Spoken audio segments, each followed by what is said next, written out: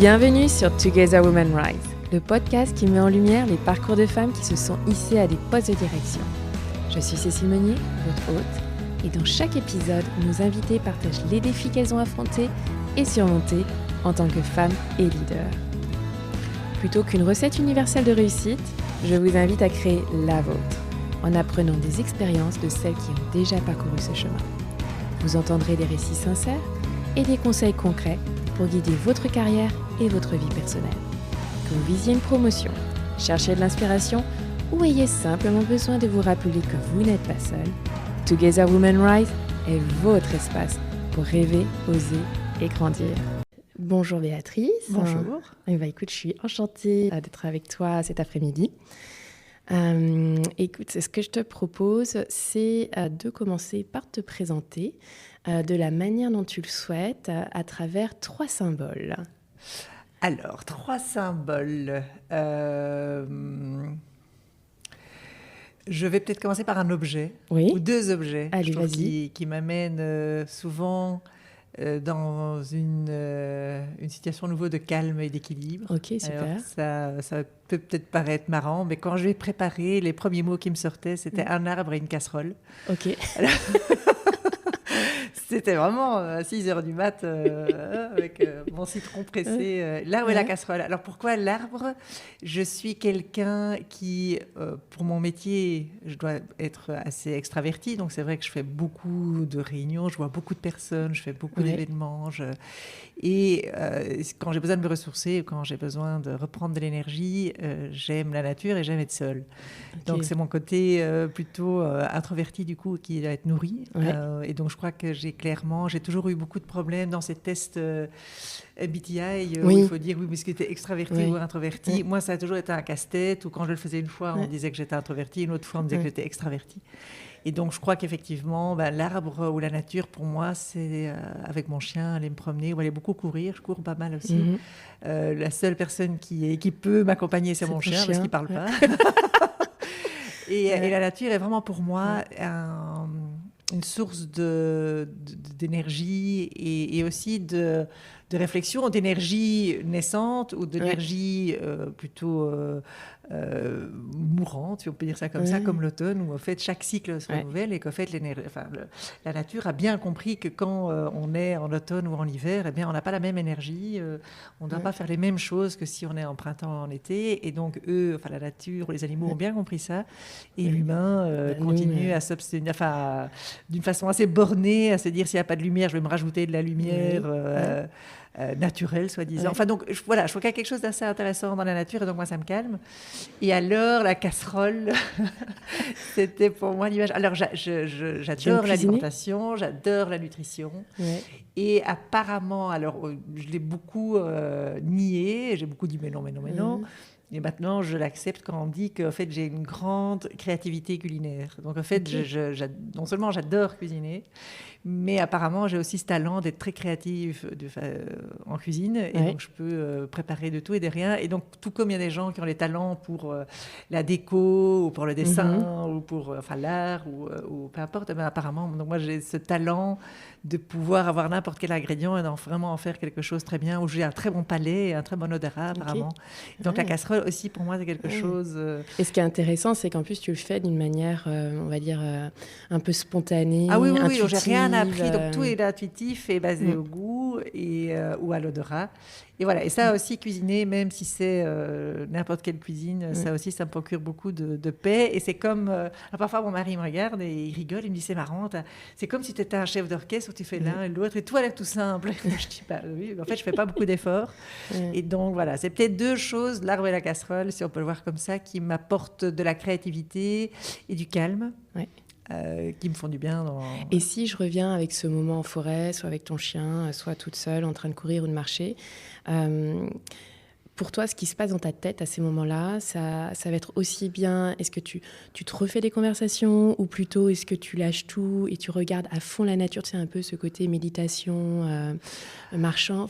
C'est des moments très créatifs pour moi, plutôt. Alors souvent, je m'arrête et alors je prends vite des notes, parce que c'est effectivement, je trouve ou des solutions, ou des moments de créativité où je me dis ah bah tiens, j'ai pas pensé à ça, ça pourrait être bien.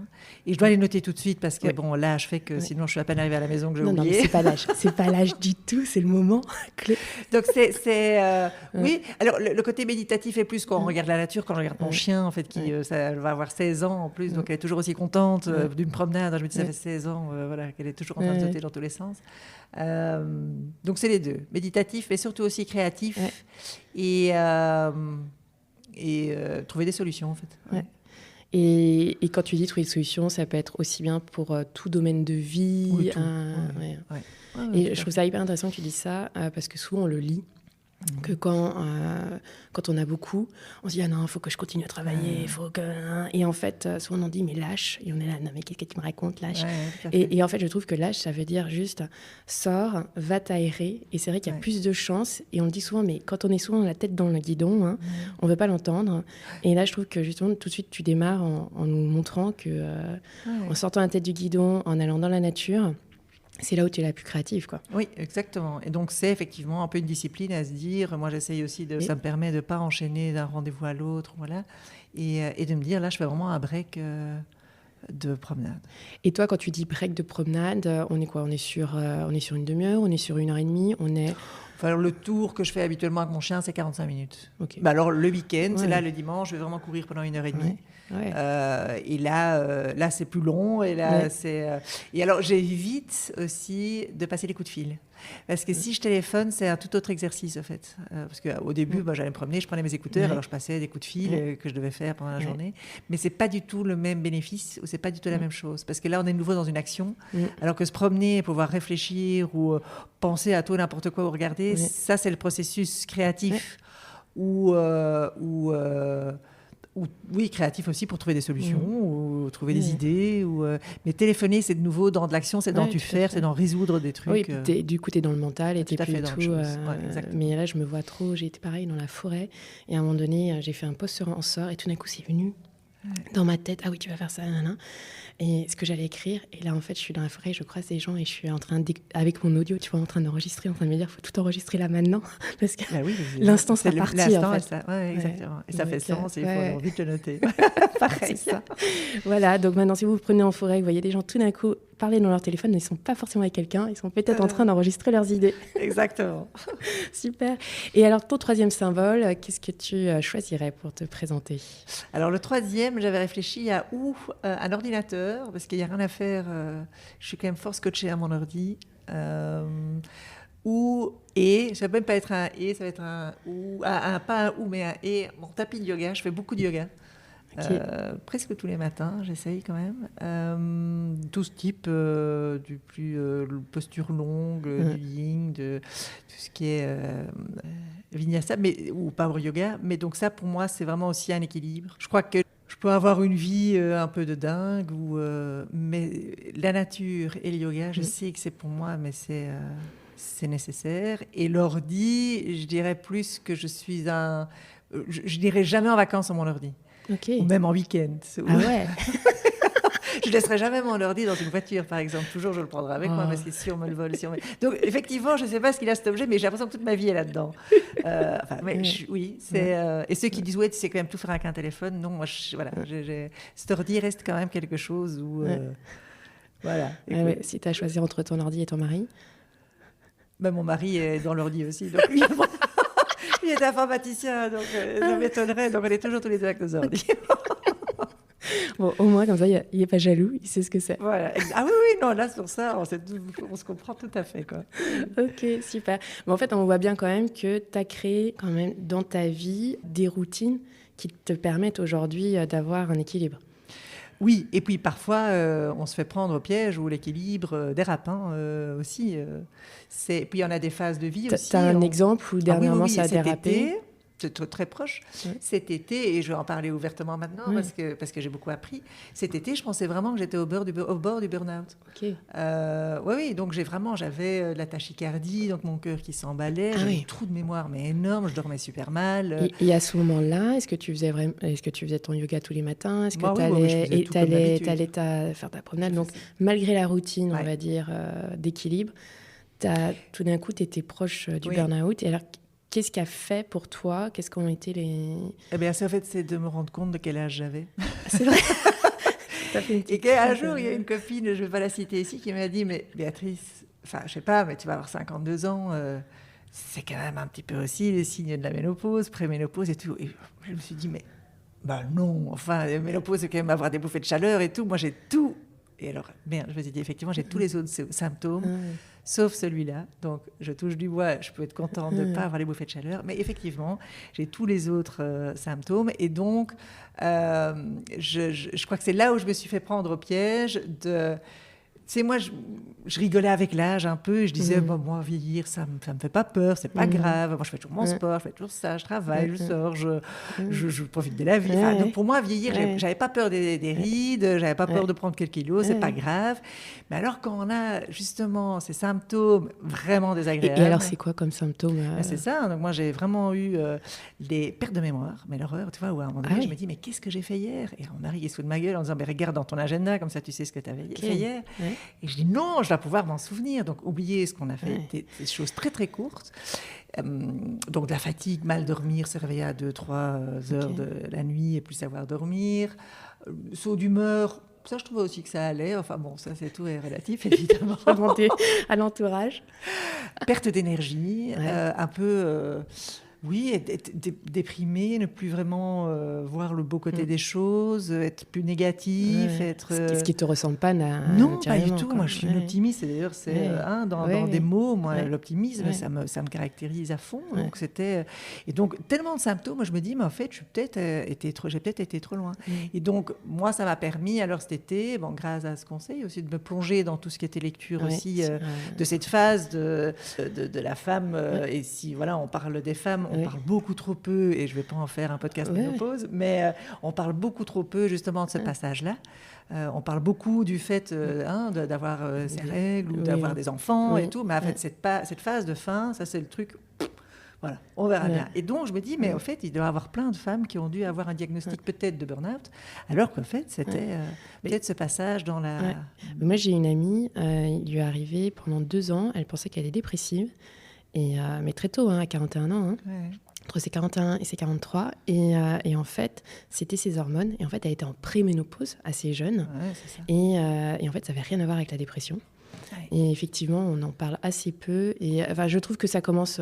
sur des podcasts en anglais, on a de plus en plus des médecins américains ou anglais qui sont maintenant focalisés sur des analyses sur 10 ans. Donc ça y est, on commence à voir... Donc la parole s'ouvre, mais c'est vrai que la parole s'ouvre sur la ménopause. Alors, l'andropause, ça c'est encore... j'en parlais ce matin à quelqu'un qui me dit « Oh, tu as l'air fatiguée ». Je dis « Oui, ménopause ». Et je dis « Mais tu vas voir, ça va t'arriver aussi ». Et je dis « L'andropause, t'as entendu ?» Il me dit « Non, c'est quoi ?» Et je dis « Mais c'est... Voilà. » Et là, d'ailleurs, le mot, il est affreux. C'est andros, c'est homme, pause, c'est fin. Donc, tu as fini d'être un homme. C'est horrible comme mot. Qu'est-ce qu'on a inventé? Enfin... Je lui ai expliqué les hormones, il m'a dit « Écoute, Béatrice, je ne veux pas savoir. » Mais donc, voilà, déjà la femme, on en parle maintenant plus ouvertement, mais les hommes, ça reste encore un grand mystère. Comme je ne suis pas un homme... Concentrons-nous sur les femmes et nous invitons les hommes à faire un podcast sur l'andropause et d'accepter qu'on peut perdre aussi de la virilité, comme nous aussi, c'est quand même C'est quand même un grand moment, quoi. Mais oui, peut-être qu'on refera un podcast sur la ménopause avec une experte qui viendra nous expliquer, parce que je pense qu'en plus, comme tu dis, chez les différentes femmes, ça se passe totalement différemment, donc c'est assez dur. Et puis nos mères, non, en tout cas, moi, ma mère, je crois pas que... t'as l'impression qu'elle n'a pas passé. En fait, t'as l'impression qu'elle n'a pas passé la ménopause. Enfin, tu l'as pas vue souffrir de ça, en fait. Elle m'en avait jamais parlé non plus. Je crois que c'était un truc qu'on gardait un peu comme ça. Et pourtant, c'est pas très festif. Enfin, c'est vrai qu'il y a énormément de religions, de cultures. C'est festif le fait que les jeunes filles ont leurs règles, parce que ça veut dire que quand tu vas te marier, tu vas être enceinte. Mais en fait, quand, entre guillemets, tu ne sers plus à rien dans toute cette chaîne de reproduction, pourquoi est-ce qu'on irait s'informer là-dessus, quoi. Voilà. Ok. Bon, alors revenons maintenant à plutôt un côté leadership. Et donc, il y a quelques semaines, tu as posté un post avec le titre qui était, en anglais, You can succeed and be kind. Alors, je me suis dit, comment traduire donc, tu peux réussir et être... Alors, j'ai pas envie de dire gentil, parce que c'est connoté en français. Non, j'aurais dit bienveillant. qui est peut-être le mot. Et donc, ce que j'aimerais bien qu'on discute justement, comment réussir ça, d'être à la fois se hisser à les plus hauts niveaux, pouvoir être comme tu l'es, toi actuellement CEO, et c'est pas ton premier poste de CEO, et en même temps avoir comme valeur d'être bienveillante, comme quelque chose de vraiment important. Et ce que je te propose déjà, c'est qu'on définisse ce côté bienveillant. Ouais. C'est vrai que moi j'aimais bien le mot kind, bienveillant. Je trouve que ça aussi encore quelque chose un peu. Alors, dis-moi concrètement comment je vois concrètement par exemple que tu es une CEO bienveillante.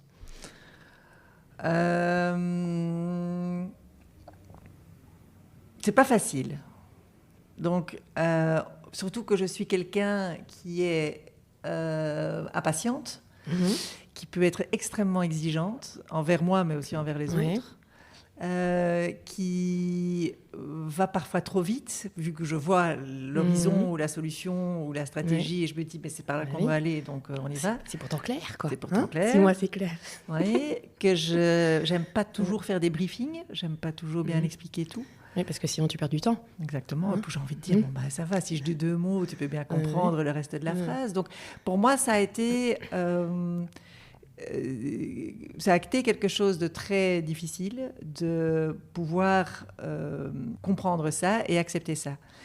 Et je crois que pour moi, le be kind, c'est d'abord peut-être be kind avec toi-même aussi. C'est de dire, OK, oui, je suis impatiente et je vais essayer de travailler dessus, mais je ne vais pas en une fois devenir...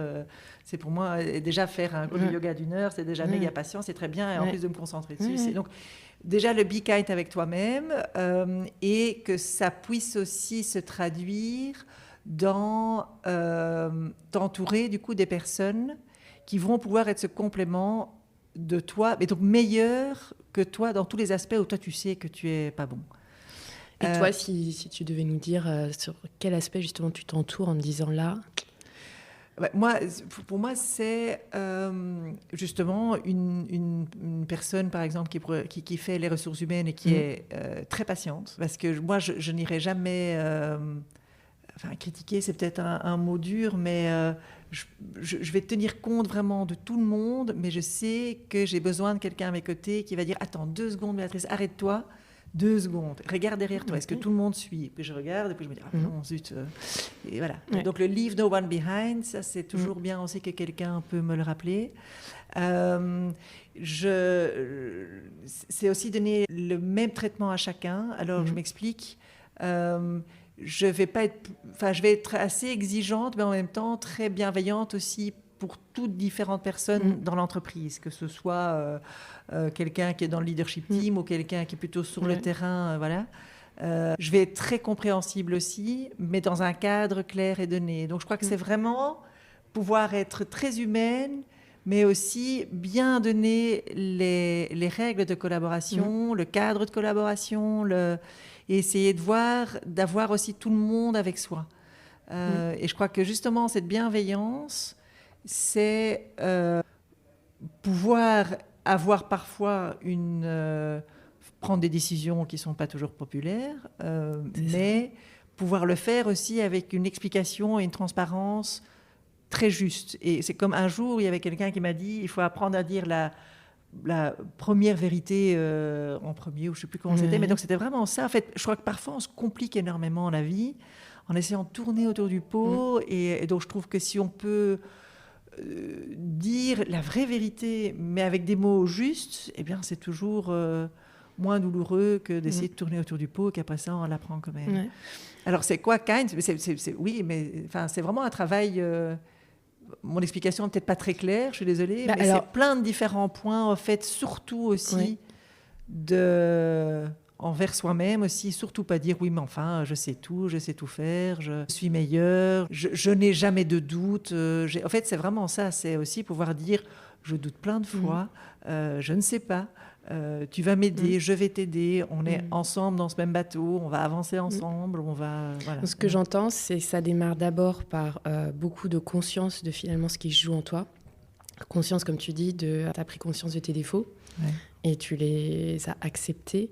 Ouais. Et ce que j'entends, ta solution, c'est que tu as pris quelqu'un en qui tu as confiance, qui est là pour faire « Oh, coucou, là, tu vas trop vite, là, tu es en train d'en perdre. » Et donc, tu sais que tu peux faire confiance à cette personne qui va pouvoir te dire « Hop, là, stop ». Et donc, c'est ce duo-là qui permet que toi, tu puisses continuer à être un TGV, la locomotive, et qu'en même temps, les wagons restent accrochés. Et j'entends aussi tout ce côté de vouloir donner de l'égalité. Oui, alors ça, c'est bien quelque chose qui me caractérise très, très fort, et je ne sais pas de quand ça date, mais je ne supporte pas, mais vraiment, je peux devenir violente contre les injustices. Ça, c'est vraiment quelque chose, mais toute injustice. Hein, moi, il y a des situations où je me dis, mais c'est pas possible. Et là, j'aimerais te challenger, parce qu'on a tous le biais d'affinité. Tu vois, où parmi nos collaborateurs, entre nous, il y a ceux qui nous ressemblent, il y a ceux qui vont être rapides comme toi, qui vont très vite comprendre, et puis tu as ceux qui ne fonctionnent pas de la même manière.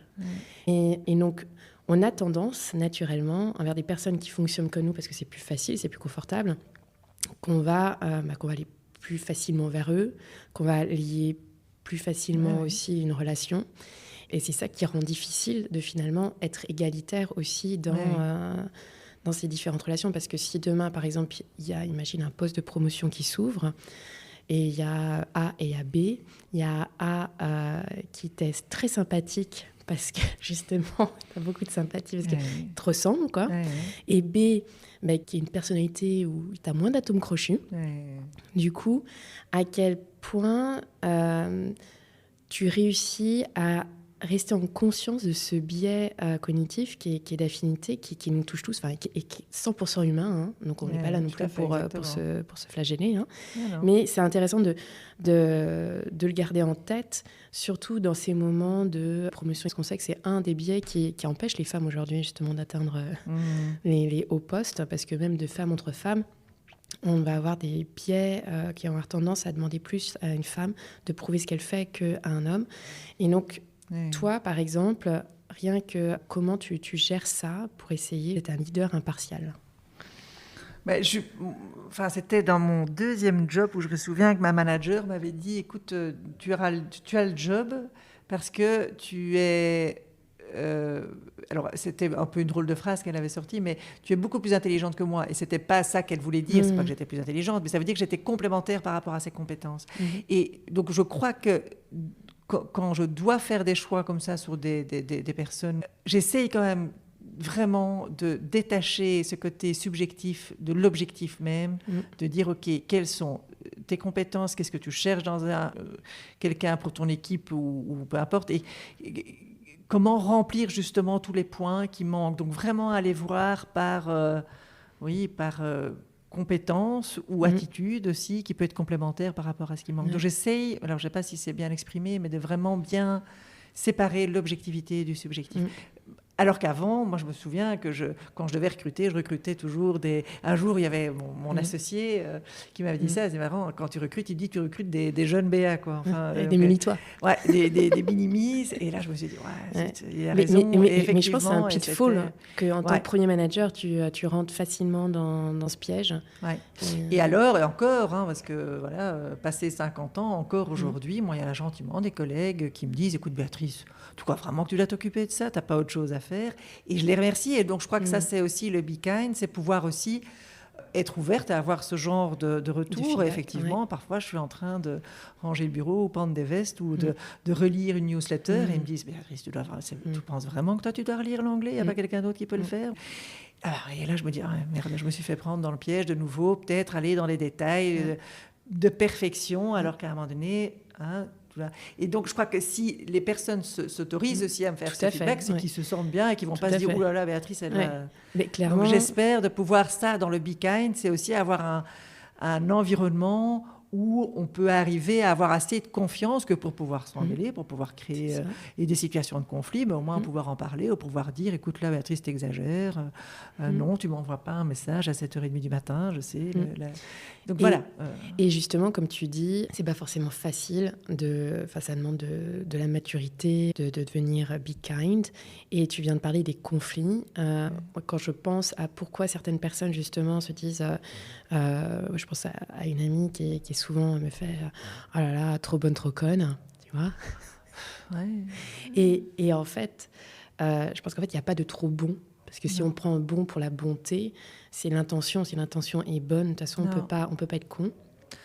Par contre, effectivement, ça demande du courage. Ça demande peut-être d'apprendre aussi à plus poser ses limites et à plus savoir communiquer et justement créer un environnement assurant. Quoi. Ouais. Mais je crois qu'il ne faut pas confondre être bon et connaître ses limites. Donc cette bienveillance, si on prend le mot kindness, bienveillance, ça n'a rien à voir avec le fait de connaître aussi ses limites, parce qu'en général, le be kind, tu commences d'abord par toi-même, parce que c'est ça le plus grand exercice, c'est qu'il y a plein de gens qui peuvent être peut-être très très kind vers l'extérieur, mais qui envers soi-même sont des tyrans d'exigence.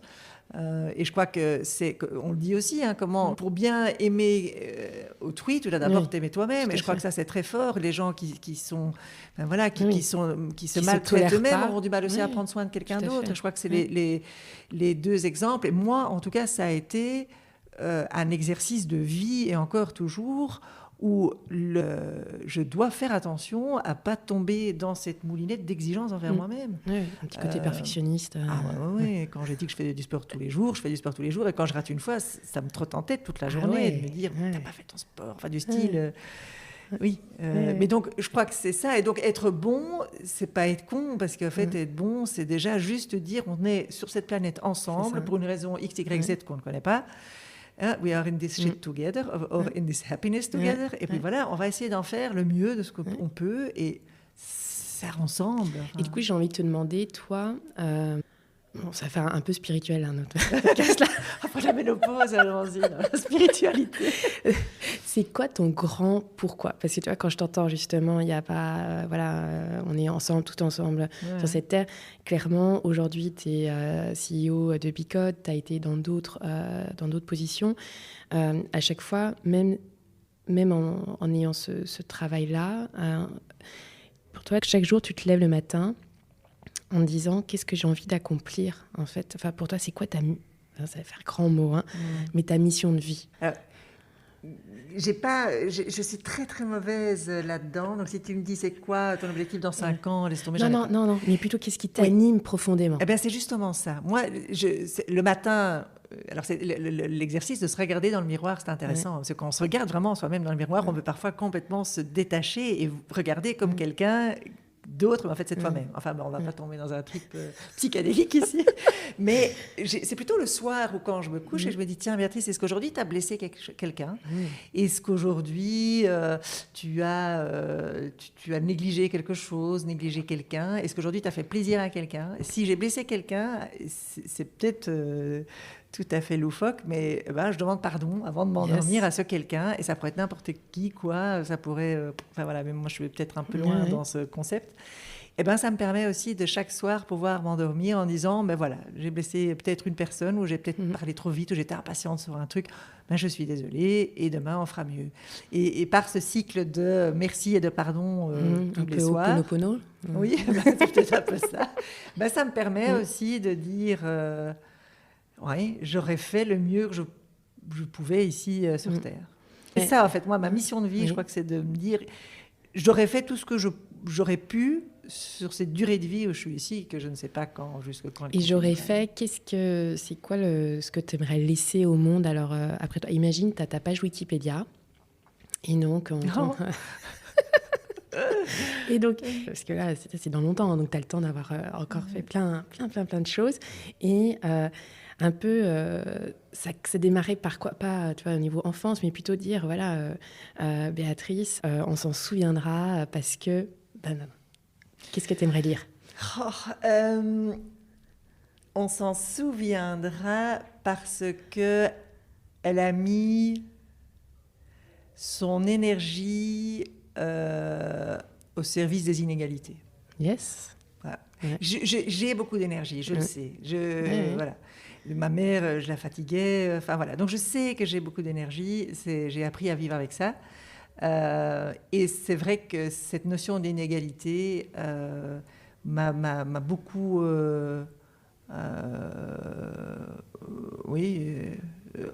peut-être parce que j'ai eu une enfance un peu spéciale. J'ai vécu dans une ferme avec plein d'animaux, très peu de contact social. Okay. On travaillait vraiment, je dirais, dans la ferme. Et je me suis toujours sentie un peu étrange, même avec mes copines. Alors, j'ai tout le respect pour ma maman, hein, mais elle n'avait pas trop envie que j'allais jouer chez les copines parce qu'on devait travailler à la maison. Et donc, je me suis toujours sentie un petit peu...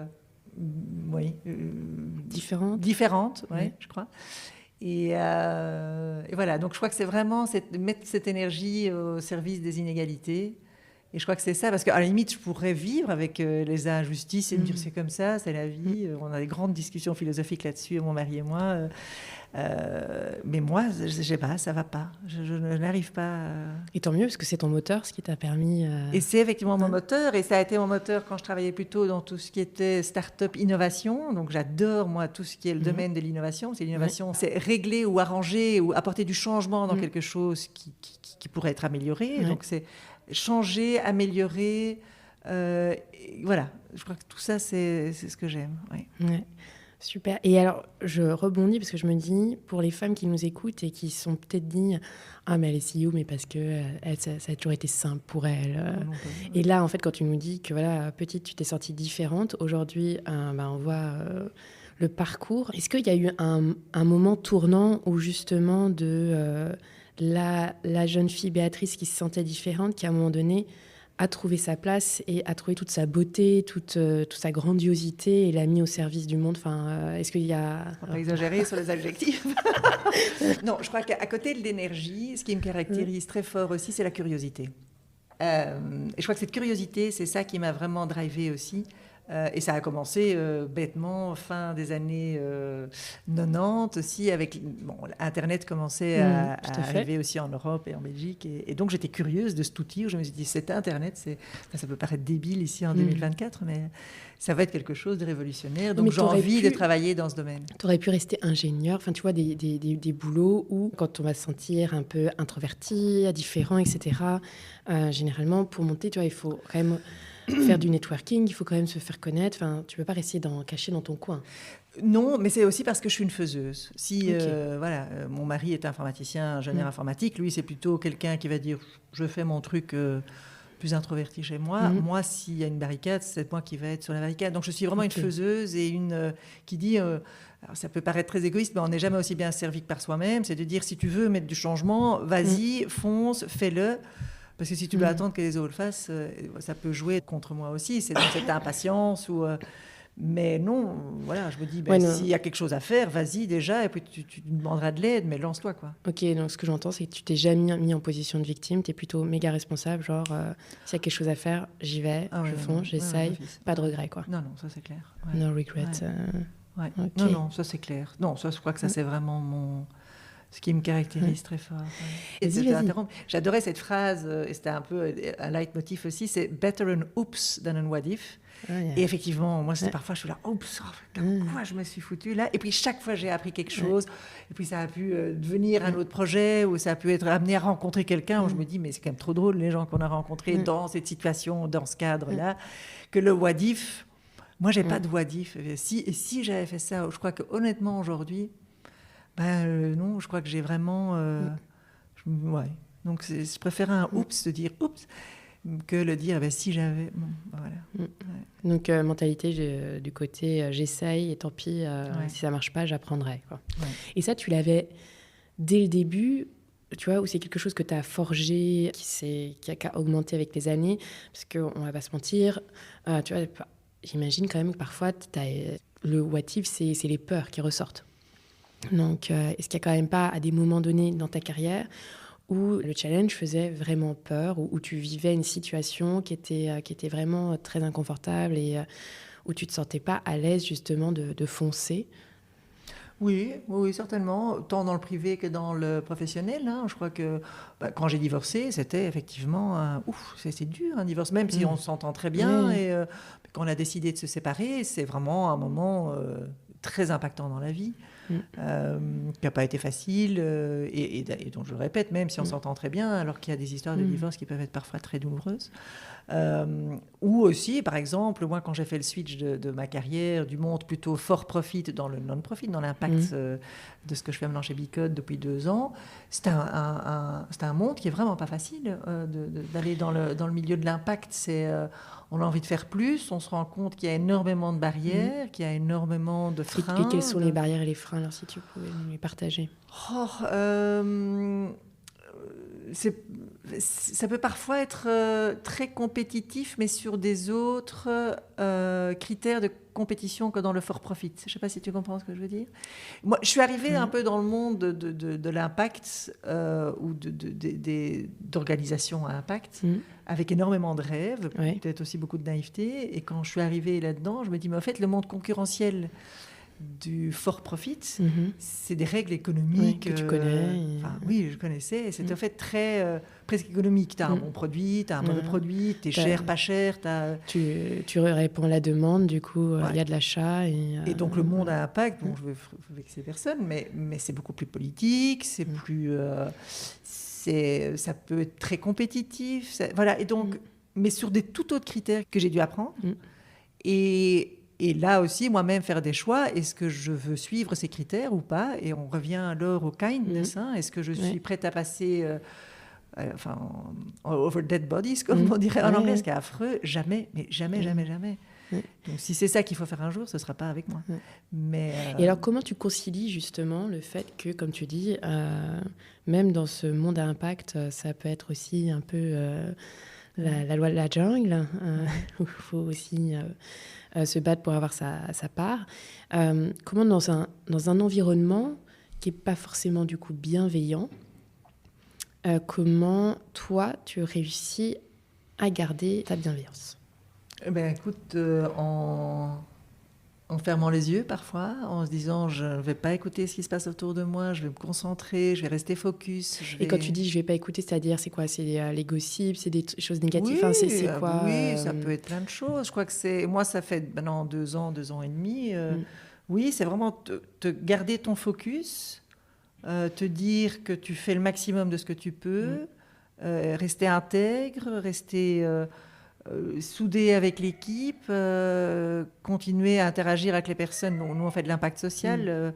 Donc, en plus, là, nous, on a des vraies personnes. Donc, je ne dis pas que l'environnement, c'est tout aussi important, mais c'est vrai que nous, on change vraiment la vie de personnes, d'avoir leurs histoires de retour. Enfin, moi, c'est magnifique. Et donc, dès que j'ai un coup de blues ou un coup de bas, oui, alors je me replonge dans les histoires de nos apprenants, je les rencontre. Enfin, c'est magique ce qu'on fait. Mais c'est... Et je crois que ça va être ça aussi un petit peu pour le futur. Pour moi, là où je sais que je vais faire attention, c'est de un peu se blinder, faire attention que les choses ne nous touchent pas, ne nous font pas mal, sans se durcir. Donc, se protéger, mais pas se durcir. Et du coup, si tu veux bien partager, qu'est-ce qui te touche, toi? Enfin, toi, qu'est-ce que tu peux entendre qui va justement te toucher, où tu dis, là, il faut que je me blinde, il faut que ça glisse, Moi, il y a une chose qui était claire, c'est quand j'ai repris Bicode, alors ça devient assez profond, mais c'est que je voulais le faire, mais tout sauf mettre ma personne en avant ou l'ego d'un dirigeant. Et je crois que ceux qui me connaissent le savent que c'est vraiment ce que je veux. Je ne veux pas que Bicode soit perçu comme « Ah oui, c'est Bicode de Béatrice ». Non, c'est Bicode des apprenants. C'est le Bicode de Karima, c'est le Bicode d'Anaïs, c'est le Bicode de Hicham. Enfin, donc, c'est ça, les Bicodes. C'est pas, et donc, je veux vraiment que ce que je fais pour Bicode, c'est tout sera pour Bicode. Enfin, je ne sais pas si tu vois ce que je veux dire. Oui. Je fais ce podcast pour pouvoir dire... En fait... C'est aussi pour Bicode, pour pouvoir faire passer les messages aussi à nos apprenants, à nos formateurs, à des alumni de Bicode, à d'autres qui se disent en fait, je réalise rien, je suis peut-être un peu une merde dans ma vie pour l'instant, comment est-ce que je peux changer? Tout ça, c'est possible. Mais donc, c'est vraiment pour ça que je le fais. Voilà, je veux vraiment pouvoir me protéger ou protéger Bicode justement de parfois des courants néfastes ou négatifs qu'il peut y avoir, mais surtout pas me durcir. Et je crois que parfois... C'est un peu... Enfin voilà, je ne veux pas devenir quelqu'un de grumpy old lady. Voilà. Voilà, grâce à la curiosité, normalement, c'est un bon antidote pour éviter de terminer une vieille difficile, on va dire. Et aujourd'hui, et d'ailleurs, on voit, tu l'as dit, au sein de Bicode, tu as tes collaborateurs qui osent te dire « Ah, mais qu'est-ce que tu es en train de faire, Béatrice au lieu de relire la newsletter, tu ne crois pas que tu aurais quelque chose de mieux à faire ?» Donc là, ça montre que tu as créé un environnement justement bienveillant qui permet le feedback, qui permet de faire des retours en direct. Et qu'est-ce que tu penses? Quels sont les ingrédients que tu t'assures qu'il y ait dans cet environnement de travail qu'on pourrait communiquer aux autres femmes qui sont managers ou qui vont grimper et qu'elles connaissent justement un peu ta recette pour créer cet environnement qui va permettre de recevoir des feedbacks? Moi, il y avait un livre qui m'avait fort marqué, c'est Lencioni, c'est les 5 dysfunctions of a team, donc les dysfonctionnements d'une équipe et effectivement comment est-ce qu'une équipe peut ne pas fonctionner. J'ai pas les 5 points magiques là que je vais te lister. J'essaierai de mettre la référence dans la description.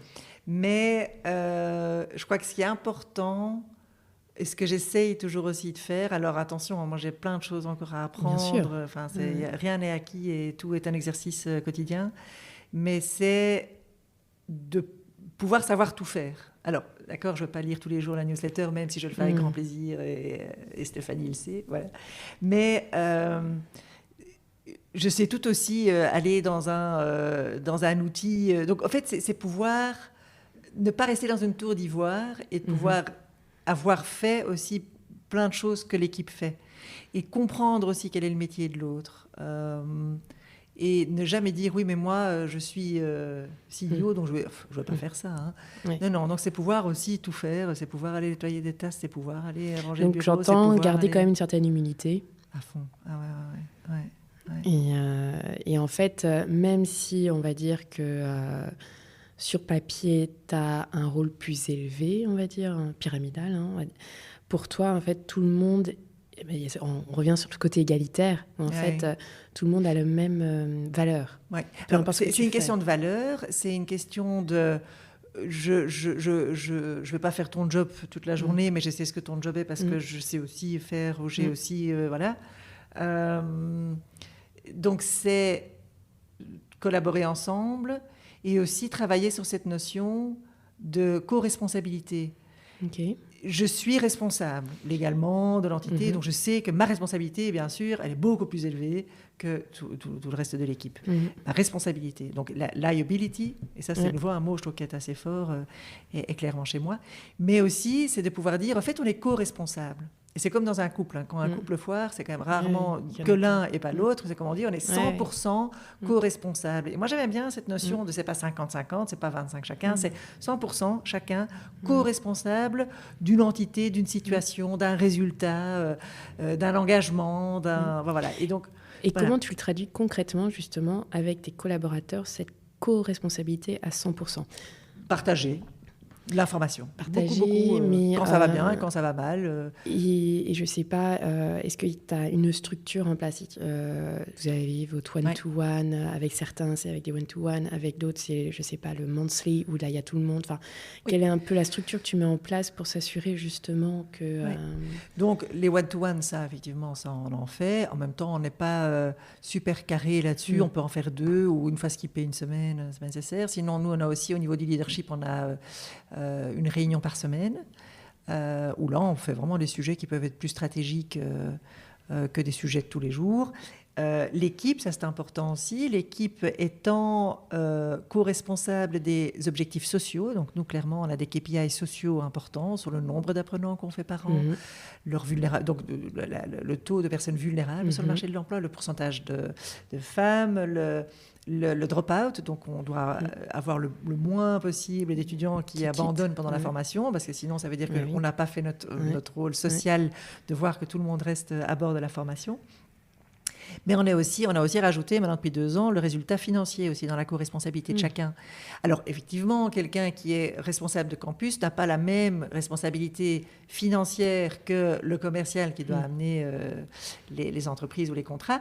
Mais en même temps, le fait que la personne, le gestionnaire de campus, gère bien son campus, puisse être accueillant quand une entreprise qui vient faire une visite, intègre aussi bien les use cases. Donc, en fait, chacun est nouveau par rapport à son job co-responsable sur ses KPI, qu'ils soient financiers ou sociaux.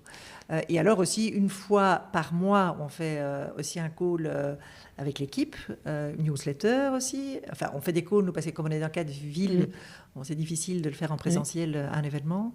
On fait 1 ou 2 événements ensemble. On en a fait un en juin. Et ici, on va faire un petit déjeuner en décembre, aussi avec toute l'équipe qui vient sur Bruxelles alors. Et alors, dès qu'on a un conseil d'administration, la semaine d'après aussi, il y a 2 options. Tu t'inscris au premier ou au deuxième call où on dit, voilà, ça on a présenté au CA, ça a été les questions, ça c'est les difficultés, ça va être les challenges, ça va être les budgets, ça va être le manque de budget. Donc, on est le plus transparent possible, en fait, sur tout cela. C'est pas forcément inné pour chacun d'être 100% co-responsable. Il y a certaines personnes qui préfèrent en fait recevoir des ordres. Est-ce que tu as déjà été confronté à ça et du coup, comment tu as réussi à faire switcher de mindset ou qu'est-ce que tu as fait quand tu es face à quelqu'un que tu ne vois pas prendre justement cette co-responsabilité? Alors, je crois qu'il y a parfois des gens qui prennent trop de responsabilités, qui pensent que tout repose sur leurs épaules. Et ça, c'est souvent aussi chez les dirigeants. Et moi, j'ai été aussi la première à me faire prendre parfois dans le piège de penser que j'étais responsable de tout et que demander de l'aide, ce n'est pas toujours facile. Et pourtant, il y a beaucoup plus de gens qui sont là pour aider que ce qu'on pense. Donc, ce n'est pas facile de demander de l'aide, mais il y a beaucoup d'aides disponibles. À côté de ça, il y a l'inverse, il y a des personnes qui vont dire que ce n'est jamais leur responsabilité. Et là, il faut faire attention de la toxicité parfois aussi de ces personnes-là. Il y a parfois, c'est comme dans une réunion, c'est quand il y a les convaincus et les non convaincus. Qu'est-ce qui se passe souvent? On donne beaucoup d'énergie aux non convaincus. Et alors, on se rend compte qu'en fait, les convaincus, on ne leur parle pas. Et à un moment donné, ils se lassent et ils risquent aussi de partir. Et donc, je crois que c'est dans chaque environnement, faire attention à la toxicité parfois qu'il peut y avoir chez certaines personnes. On peut travailler dessus, mais on va dire 1 fois, 2 fois, mais ça ne sert à rien de dire 10 fois, 15 fois. Je crois qu'il faut aussi pouvoir rapidement prendre des décisions quand une personne toxique ou qui pense qu'elle est responsable de rien, de aussi l'écarter à un moment donné de l'entreprise. Alors, c'est des décisions certainement pas agréables, mais ça va aussi peut-être de pair avec mon optimisme. Moi, je veux vraiment avancer avec des personnes qui y croient, qui sont optimistes, qui partagent une responsabilité à chaque niveau, une responsabilité saine, et la toxicité... Voilà, je fais le travail qu'il faut, mais je ne veux pas à l'infini voir comment amener la personne dans l'autre camp. Quoi. Je trouve que c'est un top exemple parce que ça montre bien que la bienveillance ne veut pas dire en fait juste tout accepter, on est des bisounours. C'est bien s'assurer qu'on crée cet environnement et cet environnement bienveillant, ça veut dire s'assurer que tout le monde finalement a les mêmes valeurs et œuvre pour le même objectif et que s'il y en a en fait qui ne correspondent pas, c'est aussi la bienveillance envers les autres de retirer ceux qui ne sont pas au bon endroit parce que peut-être qu'ils ne sont pas complètement alignés avec les valeurs et qu'ils seront une bien meilleure valeur ajoutée ailleurs. Quoi. Exactement. Il y a une place pour chacun partout. Donc c'est parfois, Mais donc oui, c'est effectivement, comme tu dis, cette bienveillance, c'est pas bisounours et surtout pas dans un rôle où on attend quand même de toi aussi que tu penses à l'organisation et pas que à quelques individus. Et c'est là où j'en reviens au courage, parce que ça demande du courage de faire des choses où on sait qu'on va pas être aimé, à première vue en tout cas, pour prendre ces décisions qui sont difficiles et c'est pourtant ça qu'on demande justement, plus on grimpe, plus d'avoir cette capacité à prendre des décisions difficiles, ce qu'on va dire difficiles dans le sens qui font qu'on peut ne pas être aimé. Oui, mais c'est clair. Et pour finaliser donc cette session, j'aimerais savoir, pour clôturer, quel serait le conseil le plus important que tu donnerais à celles qui veulent réussir sans renoncer à leur bienveillance, donc à devenir ce leader bienveillant, mais aussi qu'on envoie, quoi. Alors, j'avais noté, parce que je ne sais plus où j'avais lu ou entendu une phrase, c'était Alors, remettons ça autour de la femme. Donc, il faut plus célébrer le courage des femmes, mais ça veut dire c'est aussi célébrer l'incertitude et le doute. Parce que souvent, quand on parle des femmes extraordinaires ou des femmes fortes, les femmes courageuses, enfin, c'est quand même des mots très lourds, parce que souvent, quand on entend ça, il y a plein de femmes qui disent « Ah ben non, attends, non, moi je ne suis pas du tout dans cette catégorie-là ». Et donc, moi j'ai envie de pouvoir dire célébrons beaucoup plus le courage des femmes aussi à travers tout ce côté humain qu'on a, où on a eu souvent plus de facilité à mettre ça en avant que les hommes. Je vois que les hommes, c'est plus difficile pour eux, parce que socialement aussi, on s'attend qu'ils soient forts. Et je crois qu'on parle beaucoup des causes de la femme, mais je crois qu'un jour, on va avoir le revers des médailles aussi, et de voir comment on peut soutenir les hommes aussi dans une situation qui n'est pas facile et pas évidente pour eux. Et donc, c'était effectivement donc, pouvoir célébrer le courage des femmes, mais c'est aussi célébrer l'incertitude et le doute. Et parce que c'est l'incertitude et le doute, dans le sens pour toi que c'est ça qui est le moteur pour pouvoir grandir, pour pouvoir évoluer. Exactement. Et c'est en se posant des questions, en étant incertain, qu'on va être ouvert à l'écoute, qu'on va être ouvert à la curiosité, à aller voir, à essayer. Si on est toujours sûr de tout, déjà... on arrête d'apprendre. Oui, et puis aujourd'hui, c'est juste impossible d'être sûr. Certains, dans le monde dans lequel on vit aujourd'hui, c'est quand même qui aurait cru hier qu'Elon Musk allait devenir le top ministre de la simplification administrative, je ne sais pas comment on dit en français. Enfin voilà, donc aujourd'hui, c'est tout à fait ridicule de penser qu'on sait tout. Enfin, honnêtement, moi, je ne sais vraiment pas grand-chose, et en général, ce que je sais, ça pourra évoluer demain, et donc c'est garder cette curiosité. Et je crois que c'est aussi le fait de pouvoir garder cette curiosité qui va faire, homme ou femme, peu importe, qu'on peut rester relevant aussi dans les années qui évoluent. Bien sûr. Ça change très très vite maintenant. Exactement. On ne peut plus être sur nos acquis. Exactement, oui, tout à fait. Ok. Et donc un conseil concret, du coup, qu'est-ce que tu leur dis pour réussir? J'aime pas déjà le mot réussir. Ouais, mais alors, comment tu le dirais, toi? Réussir, en fait, atteindre ce qu'elle veut l'atteindre, tout en restant authentique. Justement, donc rester authentique, parler autour de vous, demander vraiment... Il y a énormément de bienveillance partout. Donc beaucoup parler à droite à gauche, confiez-vous. Quand ça va bien, dites-le. Quand ça va pas bien, dites-le aussi. Parce qu'en fait, il y a beaucoup plus de personnes aussi qui ont leur moment où ça va pas bien. Et donc, ça peut être super riche d'échanger. Donc, finalement, c'est montrer une part de vulnérabilité. Ah oui, à fond. Et là, c'est hyper intéressant parce que toi, on pourrait dire, donc tu es CEO là, mais tu as déjà eu d'autres postes, on va dire même en entreprise, sans avoir été CEO. Est-ce que tu montrais déjà ta part de vulnérabilité à ce moment-là, ou c'est quelque chose que tu t'es dit, non mais en fait... Mais je crois que alors je ne veux pas faire la sagesse des vieux, mais quand on est jeune, on a une énergie, un dynamisme et un espèce d'horizon plein de possibilités qui est beaucoup plus présent. Et c'est vrai que quand l'âge évolue, on se dit qu'à un moment, l'horizon devient un peu plus proche. Ouais. Mais donc on est moins conscient, mais en même temps, ce que j'adore chez les jeunes aujourd'hui, c'est qu'il y a une prise de conscience qui est beaucoup plus présente que, par exemple, moi quand j'avais 30 ans. Et donc je trouve ça très chouette. Mais donc moi je trouve que les plus âgés peuvent apporter beaucoup aux plus jeunes, et les plus jeunes peuvent apporter énormément aux plus âgés aussi. Et je trouve que c'est ça, cette mixité de génération aussi qui est super riche et qu'on devrait beaucoup plus stimuler et arrêter de mettre chacun dans les cases. Mais donc quoi conseiller? Oui, c'est ça en fait. Le be yourself, ça fait très cliché, mais en fait c'est ça. N'essayez pas d'être quelqu'un d'autre parce que ça sert à rien. Vous n'allez pas tenir. Vous n'allez pas tenir, c'est juste très fatigant d'être quelqu'un d'autre pendant une carrière de 30 ou 40 ans, j'en sais rien. Et ouvrez-vous vers les autres. Et surtout restez soi-même et be kind. Quoi. Et donc c'est vraiment pour moi ce kindness. C'est au moins tous les soirs, vous pouvez vous coucher en disant... Est-ce que j'aurais vraiment fait mon possible? Est-ce que j'aurais été intègre? Est-ce que j'aurais été juste? Eh bien, alors là, tu peux t'endormir paisiblement. Et comme ça, tu dors mieux. Sauf quand tu passes la ménopause. Voilà, exactement. Ah oui, on vient à la ménopause. Voilà. Et bien, on va pouvoir boucler là-dessus. Merci beaucoup, Béatrice. Merci. Merci d'avoir écouté Together Women Rise. Si cet épisode vous a plu, pensez à vous abonner et à le partager avec vos amis. Votre avis compte pour moi. Alors n'hésitez pas à m'envoyer vos commentaires, vos idées de sujets ou de futurs invités. On se retrouve dans 2 semaines pour un prochain épisode. Et n'oubliez pas, plutôt que de rivaliser, soutenez les femmes autour de vous.